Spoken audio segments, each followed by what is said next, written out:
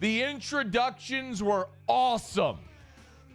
The 3-minute and 8-second spurt in the fourth quarter was orgasmic.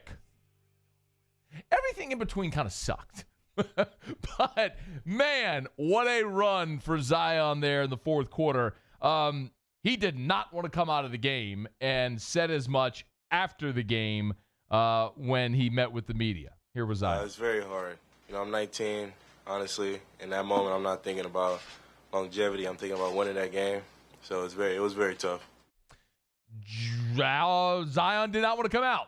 Alvin Gentry, who does not need to be blamed, by the way. A lot of that on Twitter.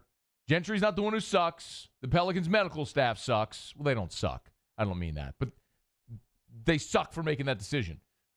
Here was Gentry explaining the decision to take Zion out. He wasn't happy about it. I don't think anybody would be happy about it if you were playing at the level that he was playing at, and all of a sudden you had to come out of the game.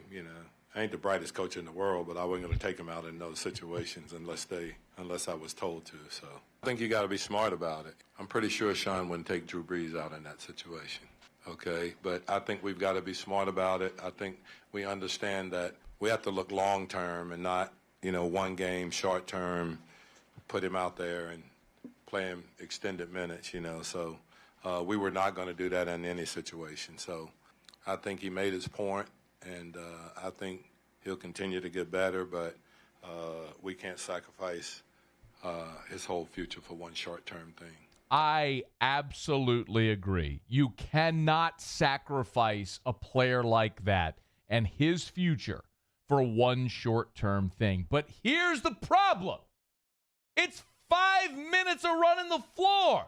You're not asking him to go do an Iron Man. What the hell are you doing? He pulls you single-handedly all the way back and gives you the lead, 17 consecutive points, and then you bench him. Like, if at that point you could tell Zion was on fumes and he's struggling to get down the floor and he's limping, like, okay, then I get it. Let's think big picture. He was destroying the Spurs. They couldn't stop him. You gave them the game. And what's worse is the Pelicans told us there was no minute restriction. Well, don't lie to us. Like, if there's going to be a minute restriction, tell us. He's 19. You were coming out of a timeout. He was rested. It was 5 minutes, under 5 minutes to play. You didn't say, hey, big fella, go climb Everest.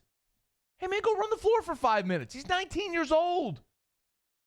And what's more, you're playing a team that's ahead of you in the standings, a divisional opponent that you may run up on in a tiebreaker. That game matters. It's like, and by the way, this isn't just a Zion thing. Like, this has always been my opinion. Back in 2012, when the Nationals shut down Steven Strasburg for the postseason, I was like, you're stupid. You don't know if you'll ever get this chance again. You're on the doorstep. Now, good for them. They won it this year. Took them 7 more years to do it, and it was certainly uncertain.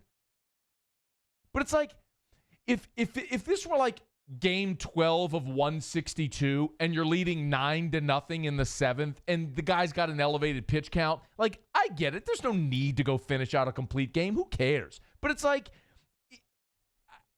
this is like, what happened last night is the equivalent of saying, you're cruising, you feel great, but you're at 100 pitches, and we're afraid if you throw 101, your arm's going to fall off. Like, use some common sense, man. They punted that game last night for no reason, and that is so annoying.